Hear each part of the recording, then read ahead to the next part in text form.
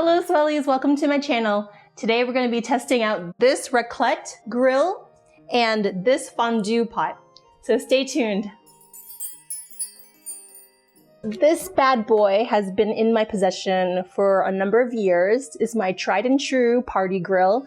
I like to take it out when I have a big party. This can serve approximately 8 people because there are 8 of these mini pans. But if you have couples coming over, maybe a couple could share one of the little pans, and then you can have even more people enjoying this grill. That is certainly a possibility. So these are the little pans that they come with. There are 8 of these and 8 of these spatulas that push the melty cheese off of these nonstick pans. These spatulas, the plastic spatulas, are better than using metal utensils because you don't want to scratch up this nonstick surface. You want this to last a long time. It comes with 2 toppers.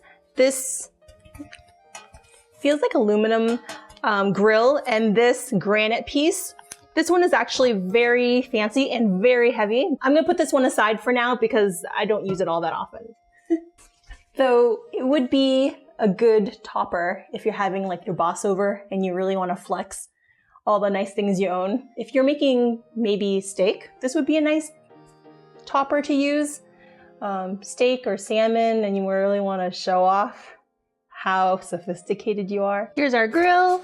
I'm gonna put the top on now. The top fits perfectly. Today I have a beautiful assortment of cheeses, hams, breads. Let me show you.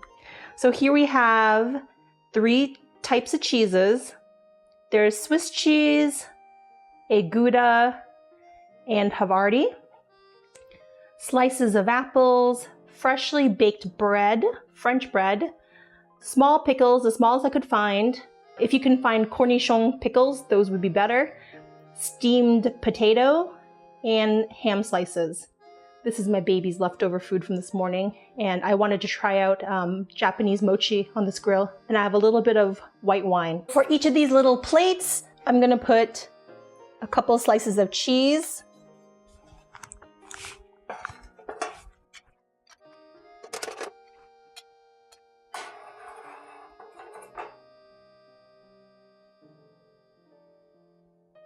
While we wait for the cheeses to melt down in the lower deck, we're gonna put some ham slices on top.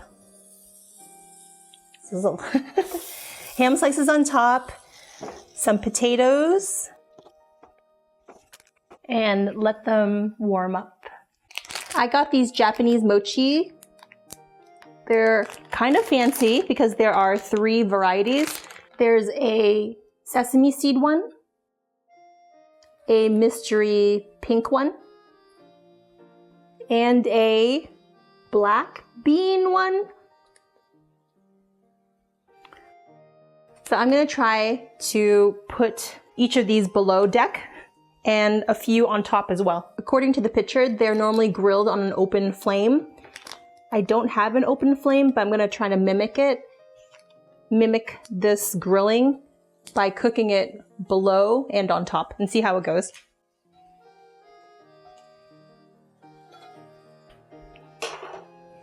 This is the current condition of the cheese. It still needs a little bit more time.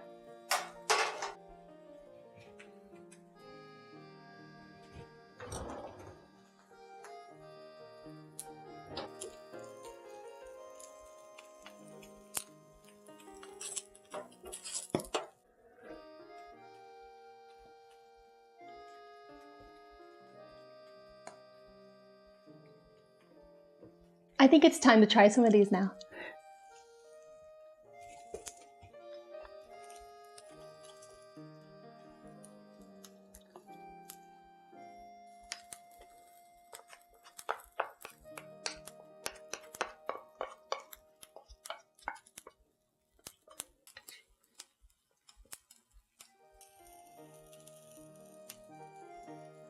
And the French way is once you're eating one, you want to fill up for the next bite of cheese.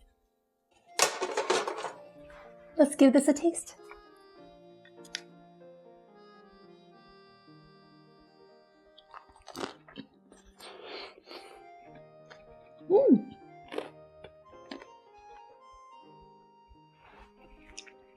Essentially, raclette is just a croque monsieur sandwich actively melting in front of you.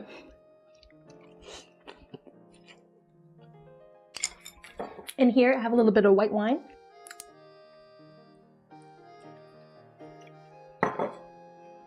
Served in my child's snack plastic cups.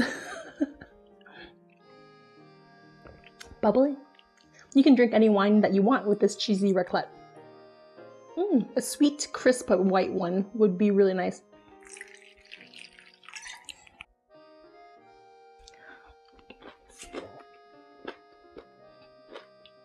And the grill did nothing for the mochi. I'm guessing you really do have to cook it on an open flame or even in the toaster. That's what I did in the past and that worked really well. These mochis puff up really beautifully. So I'm gonna save these for another day. For our next melty cheese trick, we have this fondue pot. I got this electric fondue pot at my local thrift store. It was only $5.99. You can do lots of fun things with your fondue pot. You can cook it in melted cheese, which we're doing today, broth with this little shrimpy dipping in the broth, or dessert version, chocolate fondue, white chocolate, dark chocolate. The options are endless. Here's the bottom heating plate. It comes with its own little dial. It goes all the way up to 11. Here's my little pot. Here's the, I guess, fork holder. It came with these 6 forks, color-coded for your guests' convenience. If there's more than one of you, you want to use this holder to keep your forks from sliding around the entire rim of the bowl. But there's only me, so I'm going to put these back. We've put in a dash of wine, maybe a little bit more wine, all the cheese you want, all the cheese you have. You can use any cheese you want. If you have Swiss cheese or access to good Swiss cheese, a menthol cheese, I don't think melts all that well, but you can find raclette cheese if you're lucky at your grocery store in the international aisle. I just use the cheeses that I had on available, and you can do that as well. It's just easier that way. Garlic. It smells so garlicky. Almost immediately. I don't know if I'm going to be hung for this, but I'm going to put a little bit of flour just to help combine the liquid of the wine and the fattiness of the cheese. I think we're ready. I'm going to use my red fork. Grab a piece of baguette.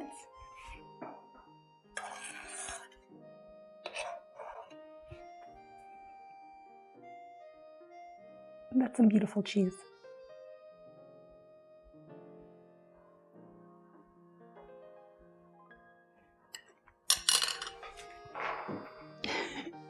Bon appetit.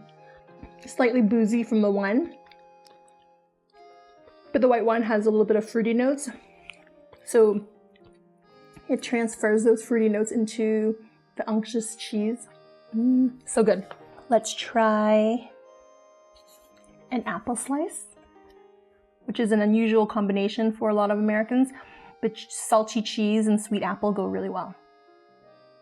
Technically, we're not supposed to eat directly from the pot with this fork. Because it's a communal cheese pot.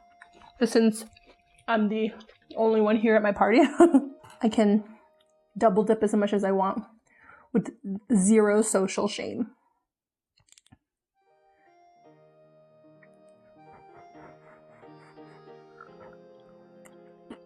Imagine being on the French Alps, the Swiss Alps, after a long day of skiing.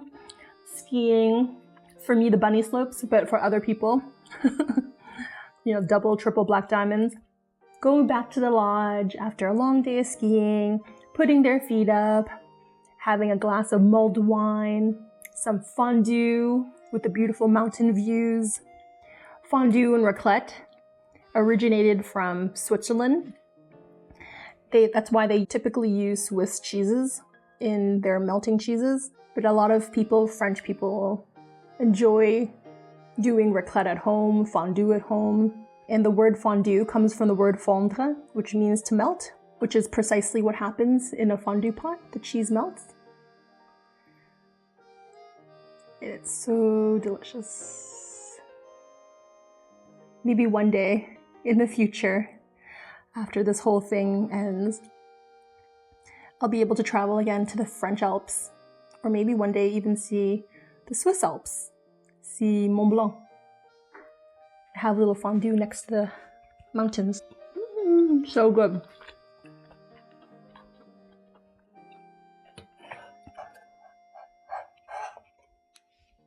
Look at that. Is this too much? Too much, you think? I don't know. Maybe not enough, I don't know. I hope you enjoyed this demonstration of my fondue pot and my raclette set. And if you liked this video, please smash that like button and subscribe to my channel. And I'll see you all swellies next time. Bye!